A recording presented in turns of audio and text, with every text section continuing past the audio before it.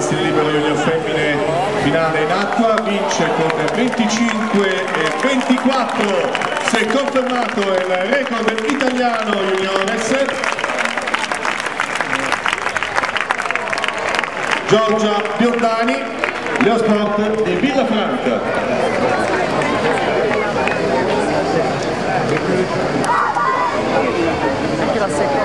Angelica Varesi, canottiere Vittorino da Feltre, 26-36, Rachele Ceracchi, circolando la